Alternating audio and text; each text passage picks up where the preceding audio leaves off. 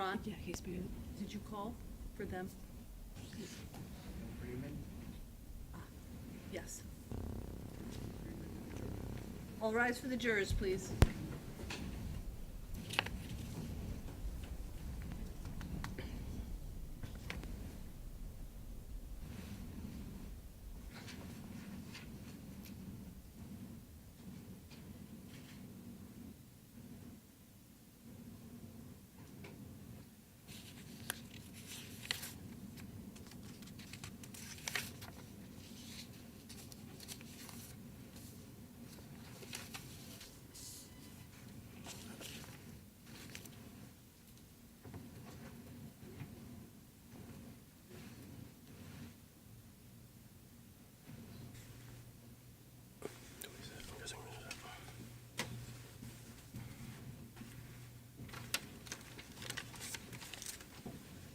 You may be seated.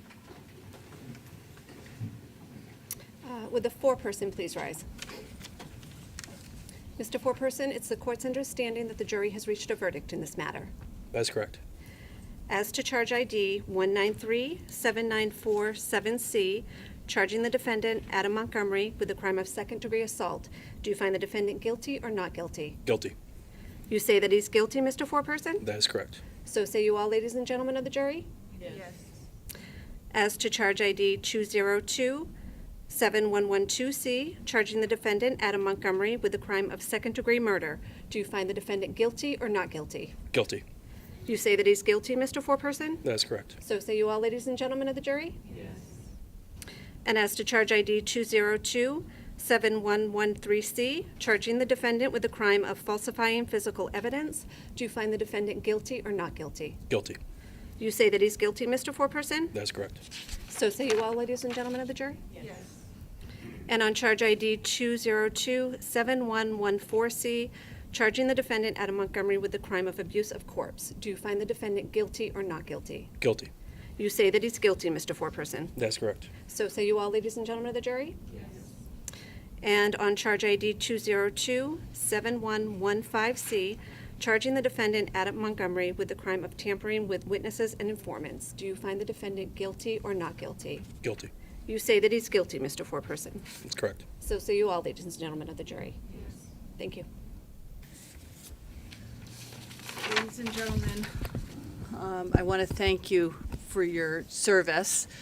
You've performed an important civic duty, and that is as to the alternates as well as all the deliberating jurors.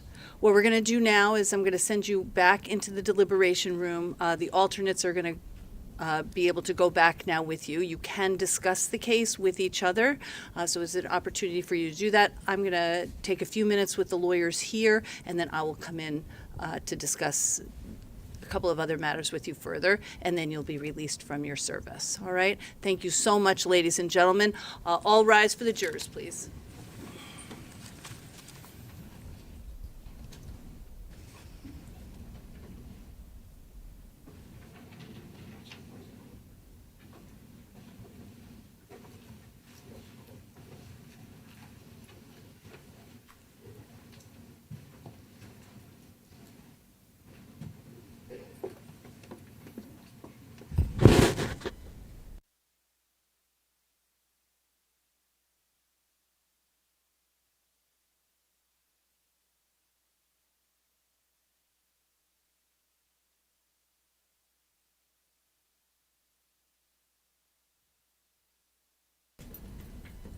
All right, ladies and gentlemen, you may be seated. Counsel, we just need to schedule sentencing. I don't know how much time the parties feel that they need. We'll say we are scheduled here on Thursday, the 7th of March for this vote. Will both sides be prepared? Actually, I don't know what the court may not have sufficient time that day, so let me just look.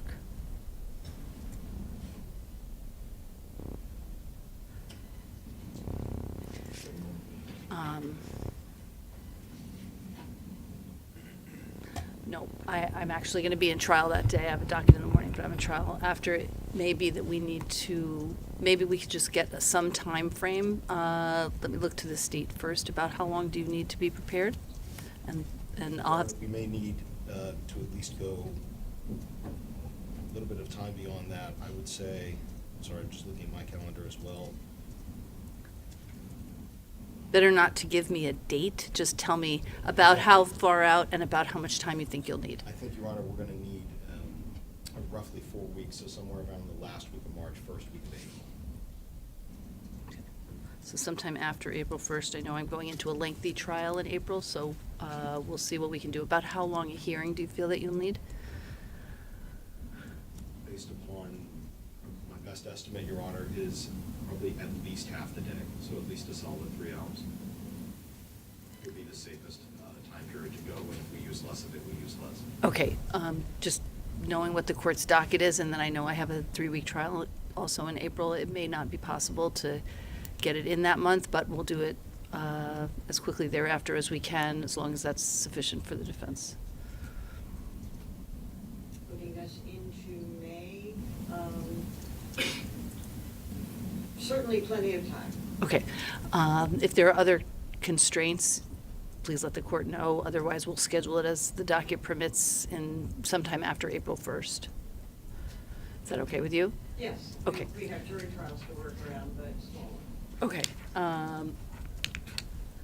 All right, I'm not inclined, I know the parties are preparing sentencing memos. I'm not inclined for a PSI unless somebody feels that one would be needed. No? Okay, very good. Sentencing memos, any sentencing memos should be in, I would say, given the time frame, if you can sentencing memos in 10 days in advance, that would be helpful to the court. That will give time for the court to consider any information, ample time to consider any information the court needs to consider. Anything else we need to accomplish today?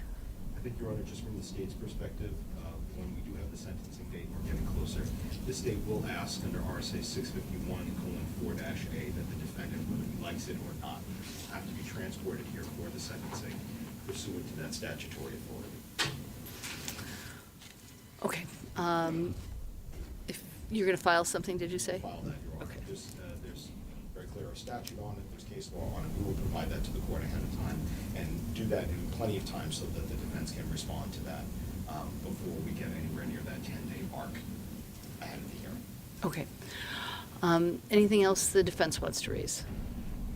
Not at this time, thank you. All right. Thank you, everybody. Thank you, Your Honor. Thank you. All right.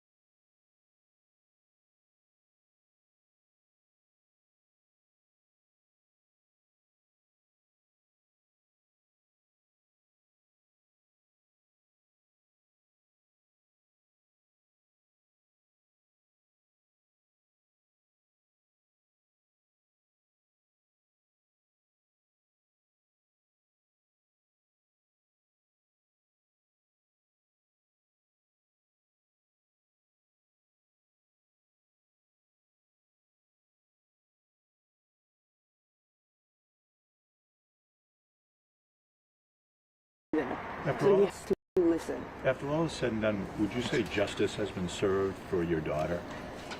We're almost there. Crystal, We're almost there. Crystal, they mentioned that in closing, that your daughter was robbed of dignity, she was robbed of peace, and she was robbed of a tombstone, a place to go. She's still out there somewhere. How important is that part of this? It's not over for you. That's still a huge part of it. It's not over. It's not going to be over until she's found, and we are still looking. The police, we as a family, we are still looking. And Crystal, your message to everyone that has really been impacted and touched by this case? I just want to thank everybody for the love and the support, and for the people that believed in me and reached out to me this whole time and never doubted me. The people that know me have known my whole life. They know how much I loved my daughter. They know how much I fought for her, and I did everything I could. And when I didn't have anything left, I still tried. So for the people that doubted me, they don't matter to me. They're not a thought in my mind. Do you have a message for Adam today if he's listening to any of this or heard the verdict? What would you say to him today? That I hope that what he did plays over in his mind every single waking moment that he lives on this earth. And I hope that he never falls asleep without seeing her beautiful face. Did you think this day would come? I mean, you struggled with this, you couldn't find her. Did you ever think that this day would come? And I now- knew it would, because that's why I did all that I did, so that it would. Did he give you any solace at all? A little bit of peace, but she's still out there, so that's what I think about every day. What are your thoughts on all the work police have done already and continue to do? Oh, the police have been amazing. They still reach out to me and tell me all of the, they're doing, and they all showed up here today to be there for her. That meant a lot to me. Thank you, Crystal. Thank you. I have Thank you so Thank you guys. Thank you. see your sweatshirt? Oh, yeah. Yeah. She is no longer Harmony Montgomery. Her name is Harmony Renee. She is not a Montgomery. Is that her middle name? Yes. My same middle name.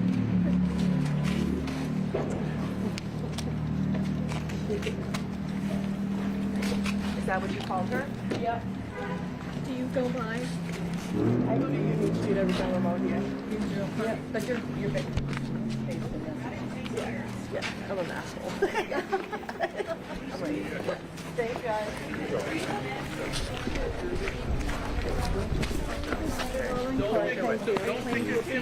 Please set it all in court. Can you tell us how was your client doing? Did he Set it all in court. Can you just repeat your feelings or your reaction to the verdict? Did the jury get it right? We set it all in court. Thank What you. would that be?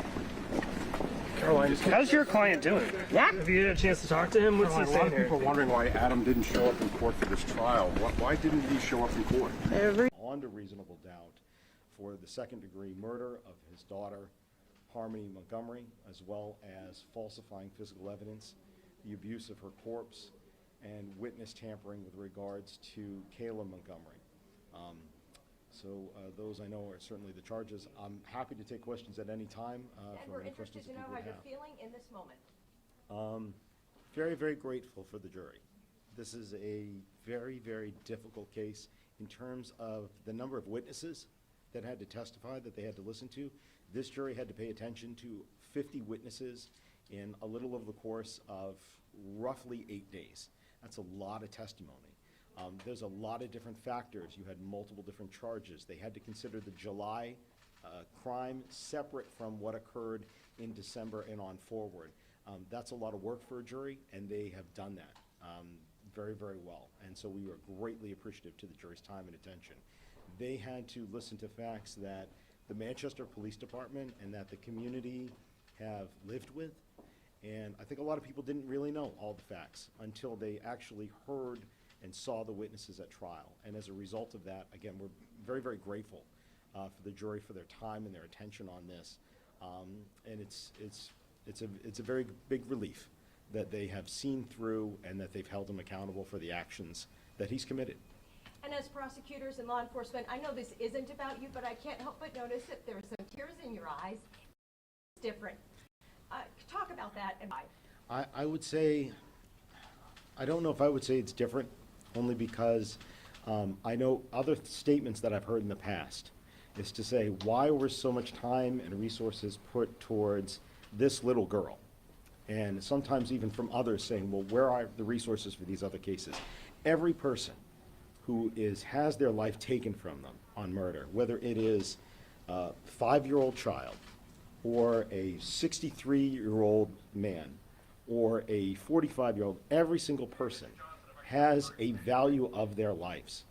And so while some have said, why was so much attention here, that attention is something that the Manchester Police Department, that all of the different law enforcement agencies put into every homicide case in this state. And so this case was different in terms of some of the attention that it garnered, but not in terms of the value of Harmony's life or the value of anybody else's life being taken here in New Hampshire and having the same attention being brought to it and trying to hold those accountable in a court of law, hold them accountable and have some justice. There was an extra dimension of community involvement because this started as a missing persons case.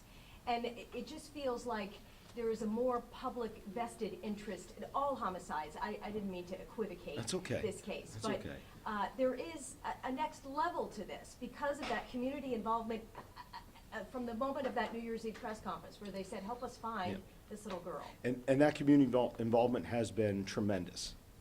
Residents in Manchester, but not even just Manchester. So there were residents all around the country who had different tips. We heard some of that at trial with regards to tips that came in from Florida, from Arizona, and those tips were followed up on by partners that we've worked with, the Manchester Police Department has worked with for years, and they were so important to being able to find even sometimes very, very minute pieces. Again, at trial, we heard about one particular tip in Arizona that was tracked down, and somebody thought that is worthwhile to call in to try to find somebody who was missing. And that mattered. And you might think it doesn't matter, but it really does matter. And that's the type of work that was done here. And it's not just the Manchester Police Department, although they have been lions in pursuing this case. It's also the work of the partners that they've been able to team up with. That's New Hampshire State Police, New Hampshire Fish and Game, here in this state, as well. I almost gave a list, I got to remember, New Hampshire Department of Corrections and their investigative staff, who've done also a fantastic job. Its counterparts in other states. As you heard during trial, Massachusetts State Police, Massachusetts State Police Dive Team, the Revere Police Department. You've heard in trial, we also had assistance from the Maine State Police, also from Maine Fish and Game. Our federal partners, Billy Tufts and everybody over there at the U.S. Marshal Service, as well as the United States Attorney's Office here for the state of New Hampshire. You also had a tremendous amount of work by the FBI in the search of 644 Union Street and other work there. If you want to talk about outside coalitions, not only those other departments, but the National Center for Missing and Exploited Children, which does this work not only on this case, but every missing adult and child that they can help out every day. You're also talking about some outside agencies like New England Canine Search and Rescue, who volunteered their dogs to be able to help search on several different places. That is a community response, it's a national response, and it could not be more appreciated in a moment like right now. We just heard from Harmony's mother, and you may have addressed this already, but she still hopes to find Harmony. Where does this mean the end of the search for Harmony? What? Excellent question, and the answer is it does not. One of the things that we could not state before, but we can more clearly state now after the verdict, is during trial, people heard the last place that Adam Montgomery had driven that U-Haul to. And I have some specifics on that. I'm hoping people are paying attention. He had that U-Haul between March 3rd into March 4th in 2020. He drove 133 miles. We heard about that on that U-Haul. Subtracting back the 2.3 miles back and forth, or sorry, 3.2 from the rental, that left him with roughly a 106-mile road trip all the way down, at least through the Tobin bridge tolls, we know, northbound, southbound, northbound again through those tolls, and then back to Manchester. That only left him with 26 miles of driving that he could have done between where he was at the Econo Lodge in Manchester and going through the Tobin those 3 times. What that means is, and we know that he went through no New Hampshire tolls, So what that means is that she is somewhere along that route. And you heard about the searches that have been done, specifically in the Rumney Marsh Reservation in Revere, around the Sales Creek area, the Chelsea Creek area, behind North Shore Road. Revere Police, Mass State Police have been relentless in searching those areas with the Manchester Police Department. These ladies and gentlemen drove down and worked with them hand in hand. Those are still our big areas of search and our big areas that we're hoping that somebody sees something. Everybody who might have seen the trial also would have seen the CMC bag. And there was a demonstrative that was used during trial. It was the exact same type bag. It had light tan, it was canvas, had dark colored straps, and had a CMC logo in the middle. That was positively identified by multiple witnesses as the bag that Adam Montgomery had the last night that he had that bag in the U-Haul. So that bag went somewhere along that route and somewhere within, no more than 26 miles off of that route down and back to Revere. Also at this trial, what was pointed out was the fact that Adam Montgomery was from the Revere area. He would know it very well. That is still a high area of interest, and we are still asking for anybody now who has heard this information, who's seen this information, if you see this bag, if you hear about this bag, if you walk in one of these areas, and you take the dog out for a walk, if you see anything like that that seems to be disturbed, to please let us know. You heard also at trial that Harmony's body was bagged up several times inside of that CMC bag. There's a high likelihood that there may still be parts of her that we can recover, part of her body, pardon me just for a second, part of her body that we can recover. We're really hoping that we can do that. We really hope that she can get the burial that she deserves, that everybody deserves. Do you think that he'll ever cooperate with you and your investigators and lead you to the body at any point? Do you have hope for that? I don't know that I can speculate with regards to what Adam Montgomery thinks, the choices that he's made between when he did this, the choice to do what he did, and then the choices he's made since then. I can't speculate on what choice he may make in the future about whether or not to say where she is. But he knows where she is. So, Ken, what's your message to anyone that thinks they can dispose of a body and get away with murder in New Hampshire? With regards to that, if anybody who thinks that they can do that, certainly we have cases every day where individuals do things like that. They try to falsify physical evidence, and the work of law enforcement has been tireless to find out who they are, track them down, and hold them accountable. Go ahead. Hold on just a second. She got you first. Does he have to be here for sentencing, or could he skip that as well? Under RSA 651:4-A, and I know that's a mouthful, but underneath that particular statute, it says that a defendant shall be brought forward for a statement from a victim in a crime involving a homicide and needs to be here for sentencing unless otherwise excused by the court. That's the statute. As you may have heard in the courtroom, we will be filing with the court and asking the court to enforce that RSA so that he is present for sentencing. This was a tough case. The victim has never been found, so you prosecuted a murder without a body. And your star witness was somebody who had credibility issues, yet it only took this jury about 7 hours to come back with a guilty verdict on all counts. Do you have any thoughts on how that all came together? Because that's not an easy thing to do. Well, I obviously don't know what the deliberations were back in the jury. That is sacrosanct with the jury. It's something that neither the court nor the parties will ever ask about. That's their decision-making of how they went forward. But one of the things you saw at trial was the tremendous amount of corroboration here. So it wasn't just one person and their say-so, even though that person's say-so could have been enough to simply find a guilty beyond a reasonable doubt. There were so many other parts to this, so many other witnesses that did come forward that corroborated different parts of the story that had been told. So I think taking the whole into account is something that every jury does, and certainly I would imagine that that's what this jury did here as well. What sense did you get from the jury? Did you think they got it? I mean, obviously you delivered a guilty verdict, but talking with them, was there a sense that this was going to end up this way?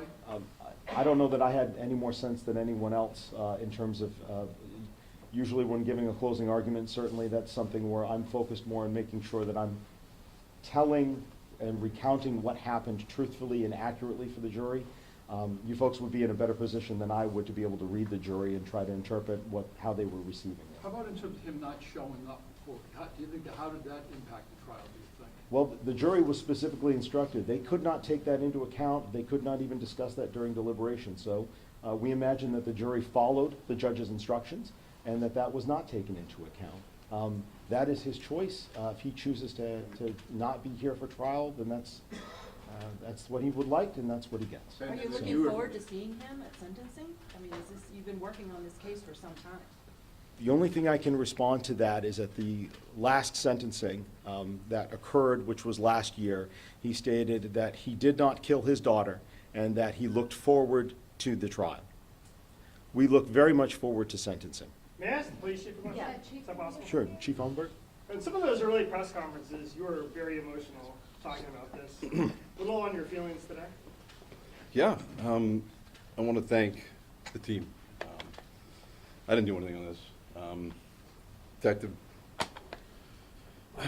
Max Rahill, Jack Dunleavy, Captain Layton, Captain LaRochelle, where I am. I know you're back there somewhere. And many others in the back of the room, Jesse O'Neill, Lyons, and these two gentlemen here.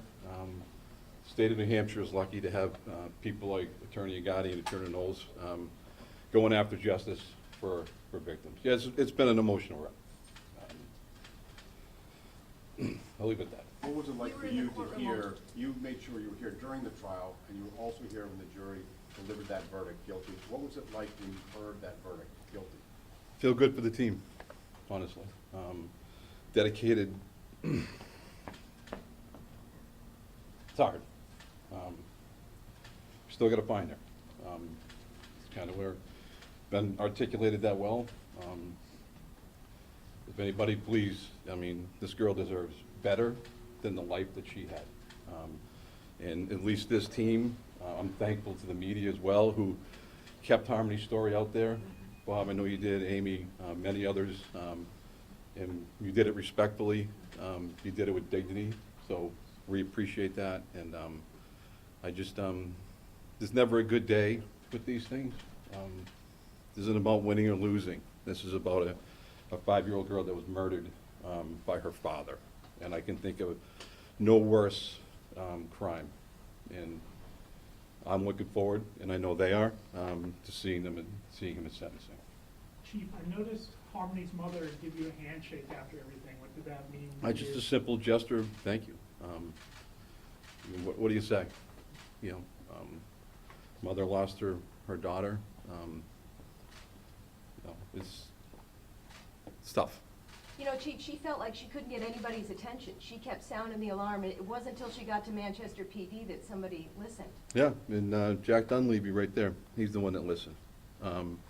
And went to Lieutenant LaRochelle at the time, and went to Captain Layton, and we listened. And a couple other people at the back of the room, and many over there. We listened. And I gotta be careful, but there's been some failures here. And those failures were not on the part of the Manchester Police Department. I will stand by that till the end of my career and beyond. I still firmly believe that some people in some other agencies need to be held accountable. And I'm asking for that. This little 5-year-old girl, she deserves somebody to be held accountable that failed along the way. Because we wouldn't be standing here today if other people had done their job. And if that hurts feelings, Ben's looking at me, I'm getting the look. There's only one person I hold accountable, Chief, but that's all right. We just found him guilty. Yes, sir. Chief, you mean the state of Massachusetts and the state of New Hampshire? Yeah, I do. All right, being honest with you. Will that ever happen? I don't know. But the man ultimately who is responsible for this act has been found guilty of a brutal murder. But Chief, I'm assuming your message there is a child shouldn't be able to go unseen for 2 years without anybody taking notice. Blows my mind. You're on the pulse of the city. What's the temperature of the community out there right now? I haven't been outside the building yet. I got to imagine as a community, greater Manchester area, the state of New Hampshire, probably feels pretty good right now that we collectively as a state did our part on behalf of Harmony. And, wherever she is, right now, maybe she, feels it, and feels what we're able to get done because of this team here, and Amy, where's the advocates? They're here somewhere. Ladies, all right? Didn't want to forget you guys. So, And the thank you. people listening at home, there's a tip line still open.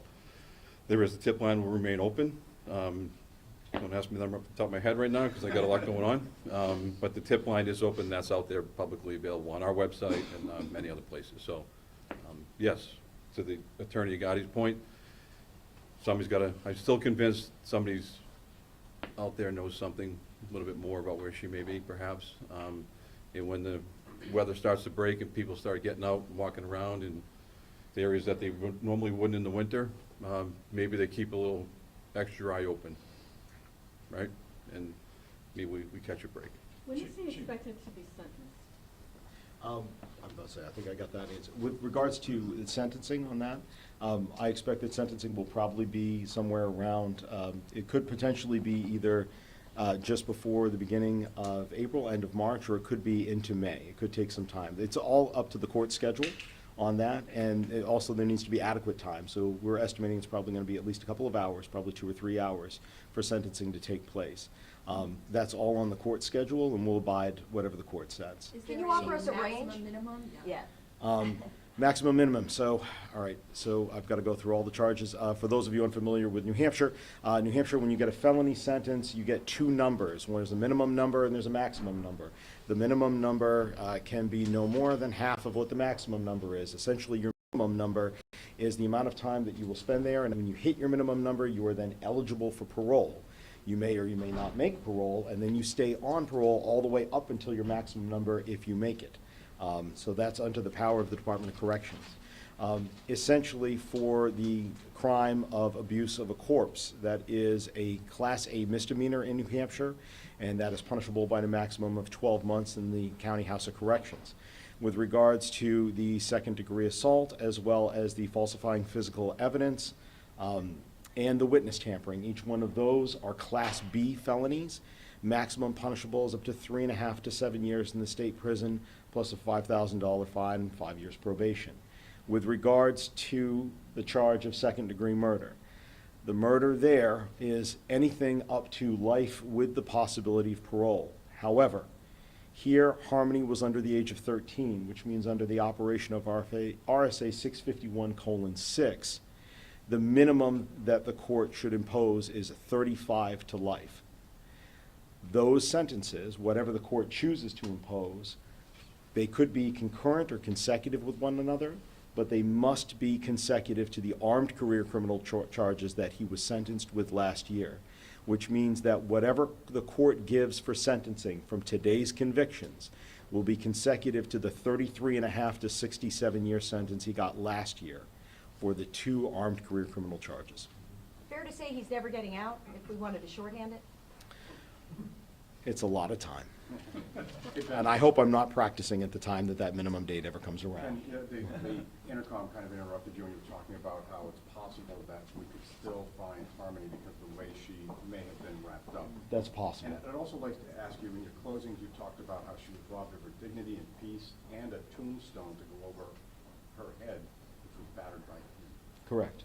So put that all together for me. Why is it so important that we still remember and find Harmony, even though her father is now convicted on all counts? It's important that we find her for dignity, for respect for another human being. It's not about a feather in the cap. And none of these people here, none of all those agencies that I listed, it's not about a feather in the cap to say that we found her. It's about, this is what she deserves. That's what you deserve. That's what I deserve. Everybody has that level of dignity that they should be afforded. And Harmony is just like anybody else. She deserves to have that too. And so the search is going to continue for her until we're able to find her.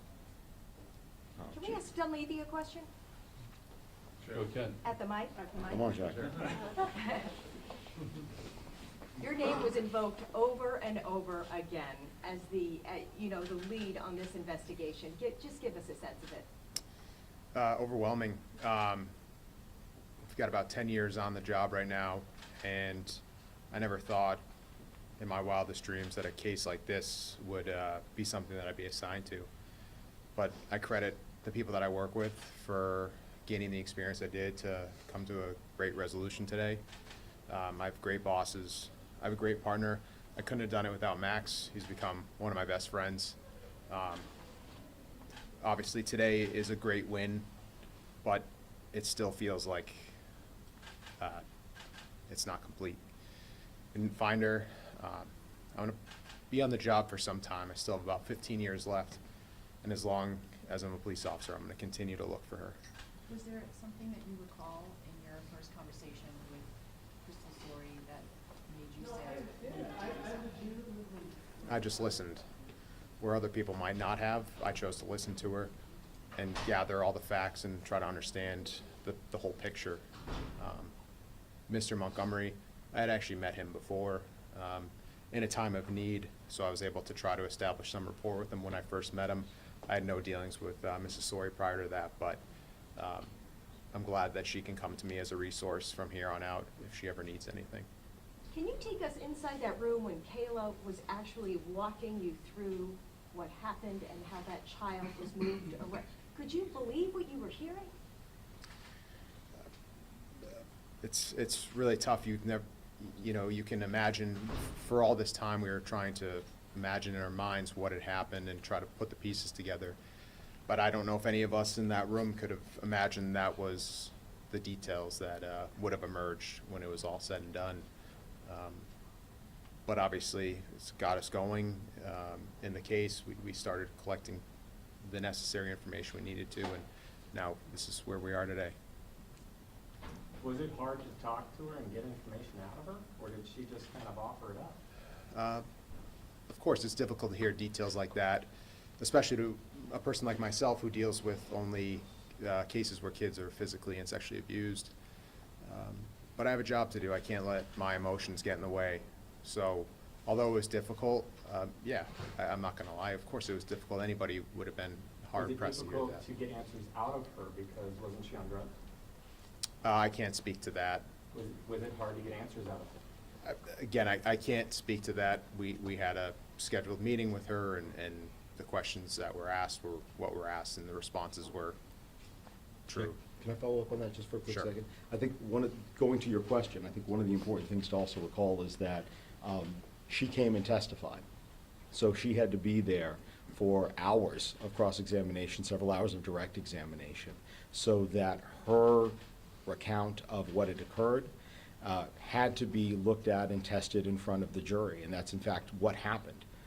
So I think that, yes, there are certainly different statements that all witnesses make in different cases at different times, but the question is, do they then come forward, do they then get up on that stand, and then can people individually look at them and be able to assign, okay, now that I'm hearing this, what do I believe to be true? And the jury's verdicts today certainly go ahead and reflect what this jury believed to be true at the end with regards to the defendant's culpability. And were you concerned that you were going to lose her testimony with the defense motions, and would that be a different outcome? Concerned whether or not we lose our testimony. With regards to the motions, I think we certainly rest on our pleadings, and the court certainly considered that in making the court's ruling. With regards to the outcome, we are here to try to make sure that the full truth is presented in front of the jury, regardless of what the outcome is. Prosecutors in this state do not get paid more whether you find get guilty or not guilty. In fact, we're sworn not to. We're sworn to seek justice, whatever that may be. I can tell you, even myself, one time I was in, it didn't happen to be a homicide case, but it was another case when we realized that the co-defendant could not have done it. We dismissed that charge in the middle of trial, because that's not the prosecutor's job. The prosecutor's job is to seek justice, whatever it is. So whether or not, what that meant for the verdict here on testimony, that was not a concern. Chief, with the guilty verdict today, do you have a message to the defendant, Adam Montgomery, after everything that he's put this community through, everything your department has gone through over the past weeks and months and years? And keep in mind, Chief, there are other things, of course, that are still going, but I'll go ahead. Yeah, I better leave that one alone. What I hope for, honestly, is maybe, he's certainly probably aware of the verdict by now. and maybe within him, is a small shred of decency that causes him to maybe let us know where Harmony is, because he knows. So maybe somewhere in that soul or whatever's going on there, maybe he has that shred of decency to, let's do the right thing. And how are you doing today? I'm good. You know, we're good. It, you know, MPD is a resilient police department. And yes, this is a major case, probably in everybody's career up here. Never seen anything like this. I hope we never see anything like this again. But we'll push through, and we got a job to do, and we got to get on to you know, other matters. All these, Jack's got a caseload, Mac's got a caseload. This isn't the only case they got. So what, you know, it's a good day. Attorney Knowles, your reaction?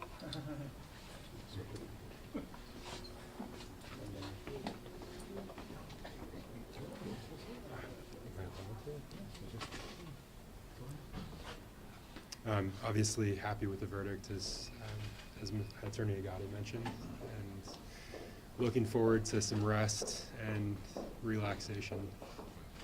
I think one other thing with regards to Attorney Knowles is certainly, is Attorney Knowles and I are only two parts of the trial team. We could not do this without the incredible work of the victim advocates on this particular case, who are assigned, they're actually standing behind you, and in making sure that the victim's family understands what's going on, to make sure that they're informed and that witnesses are organized, and also to make sure that the communication still flows freely, that they understand what's going on with the court process. And some of the other work also from the Attorney General's office is certainly, we have an amazing group of administrative assistants and paralegals who we work with every day that help get us ready for trial, help us be able to present the information, and an incredible amount of work by some of the attorneys that formerly were on this case. And I'm referring specifically to Attorney Heather Shaniski and also Shay Roberts, but none more so than former Assistant Attorney General Jesse O'Neill, who now happens to work in a different line of work, still doing a great job representing clients, but the amount of work that he put forward on this case, again, was a lion, just like the rest of the officers here. So, Just have to ask, is being soft-spoken a technique? What is that? I don't know if I've got a good answer for that one. Both of you. Got a good answer for that one. but Yep. maybe. My family's very loud, so I tend to lower my voice a little bit. But anyway, we've got to go grab and do some other stuff, so I hope we answered everybody's questions. Okay, thank you. Thank you, everybody. Thank you. Appreciate it. All right. Thank you.